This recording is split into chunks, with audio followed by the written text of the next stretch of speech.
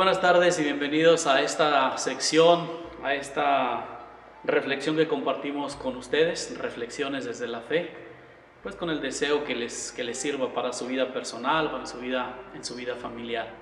El día de hoy quiero reflexionar a partir de la lectura de la misa. La primera lectura está tomada del libro del profeta Jeremías en el capítulo 13 y tiene un mensaje bien bonito para cada uno de nosotros. Vamos a escucharla y de ahí voy a mencionar algunos elementos con los cuales reflexionemos.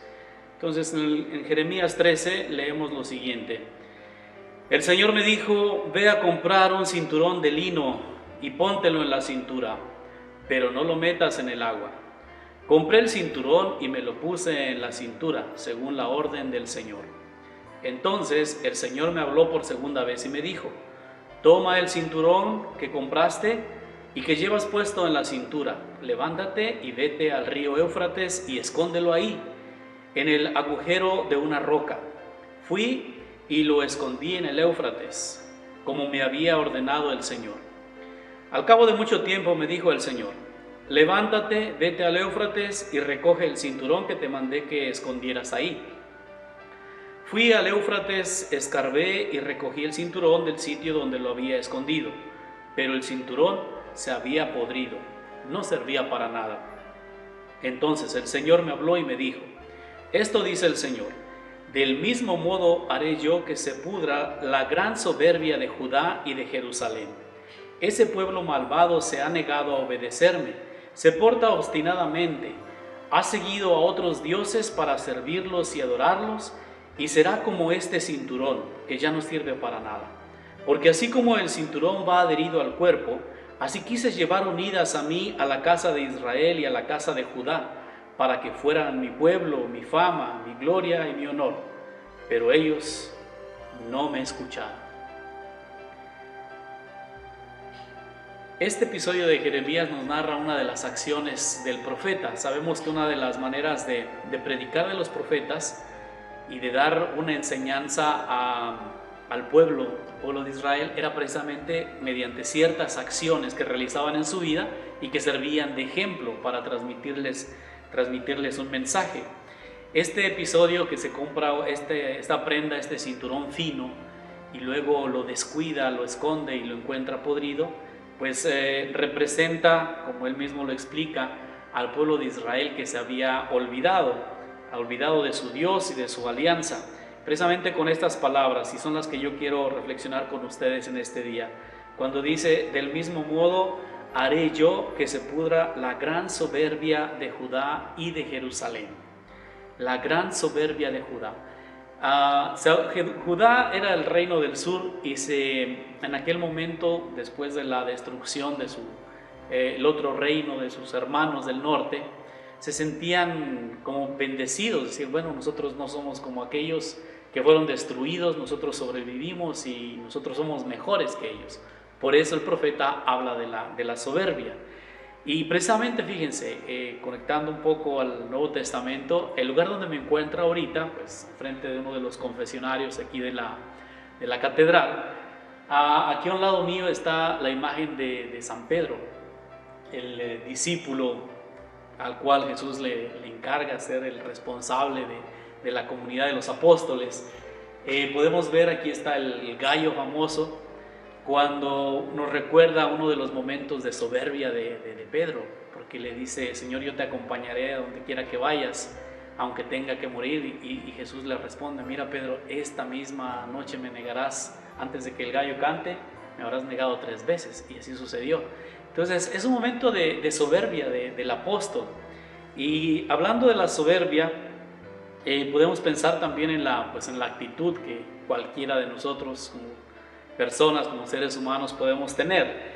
Pero explicando un poquito qué entendemos por soberbia, para esto el profeta se enfoca en el pueblo, en el reino de Judá, y le dice, ustedes se sienten más que los otros. ¿Qué quiere decir? Que la soberbia es un sentimiento de superioridad frente a los demás y provoca volverse uno despreciativo hacia los demás o señalarlos y decir yo soy mejor que ustedes.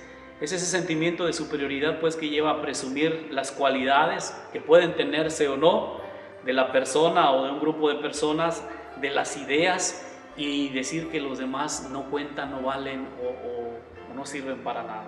Entonces, ese pecado, esa actitud de la soberbia es algo que pues ronda constantemente, les digo, no solamente individuos, sino a grupos humanos, a sociedades, a gobiernos, y que ojalá pues sepamos mantener cierta cordura. Menciona al apóstol Pedro porque él mismo tuvo que aprender, tuvo que controlar su soberbia de apóstol elegido y de sentirse tan capaz de arriesgar la vida cuando en realidad no lo podía hacer. La pregunta es, ¿qué podemos hacer? Sabemos que es una realidad y que nos encontramos con personas que se sienten superiores por una cosa o por otra y desprecian a los demás por distintas situaciones, conocimientos, por ser de cultura diferente, por rasgos físicos diferentes, por la fe que es diferente, por tantas cosas, puede uno ser soberbio y despreciar a los demás. Entonces, ¿qué hacer? Bueno, primero, pues hay que reconocer que todos tenemos cualidades buenas y también tenemos defectos, nosotros y los demás. Reconocer que tenemos sí fortalezas, pero también tenemos debilidades y también ser capaces, para no caer en la soberbia, de reconocer las cualidades de los demás, cosa que no es sencilla. También es importante para superar esta soberbia de la que se refiere el profeta Jeremías, no estarnos comparando con nadie, ni decir somos mejores o somos más grandes o somos más fuertes. Tal vez lo somos, pero no hay necesidad de andarlo anunciando, pregonando por todos lados.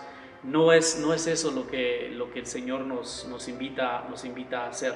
No compararnos, ni comparar a las personas. Y ojo, que ahí también podemos estar a veces comparando a nuestros propios hijos. Cuando le dices a uno, es que debería ser como tu hermano, es que ahí estamos creando ya ese sentimiento de soberbia aún en las personas más queridas a nosotros. Y finalmente, pues evitar la soberbia tampoco significa que debemos tener una baja autoestima, que debemos andar ahí con la cara agachada o con sumisión, como si no contáramos. No, eso se llama autoconocerse, valorarse a uno mismo, y ese valorarse pues nos dará también un equilibrio. No hay cosa más valiosa que encontrar personas que saben, que pueden, pero que no lo presumen y que no lo usan a su favor para denigrar a nadie. Entonces yo creo que un antídoto para la soberbia es siempre la humildad, solo que la humildad pues es algo bien difícil también de tener, de vivir. La persona, ojalá que nosotros aprendamos a reconocer nuestros errores, asumir nuestras responsabilidades, reconocer también nuestras cualidades, nuestras fortalezas, pero les digo, nunca usarlos para denigrar a nadie. Evitar aparentar ante los demás como si lo supiéramos todo, como si lo pudiéramos todo, porque las consecuencias pues no serán las más favorables. El profeta pues, con ese ejemplo del cinturón, le da una gran lección al pueblo de Israel. Dice, ustedes se sienten mucho, pero su soberbia los hará terminar en la nada, inservibles, inútiles.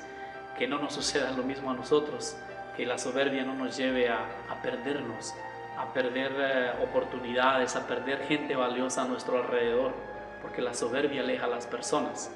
La humildad, la voluntad de aprender, de colaborar, siempre hará que formemos equipos, que formemos comunidades y que podamos ir adelante juntos. Pues que el Señor nos conceda la gracia de la humildad, nos conceda también el ser capaces de reconocer defectos, cualidades, fortalezas y demás para vivir equilibradamente en esta vida. Espero que les haya servido esta reflexión y que el Señor los bendiga mucho, los proteja donde quiera que estén. Que el Señor esté con ustedes, con tu espíritu, y la bendición de Dios Todopoderoso, Padre, Hijo y Espíritu Santo, descienda y los acompañe siempre. Amén. Pasen una feliz tarde.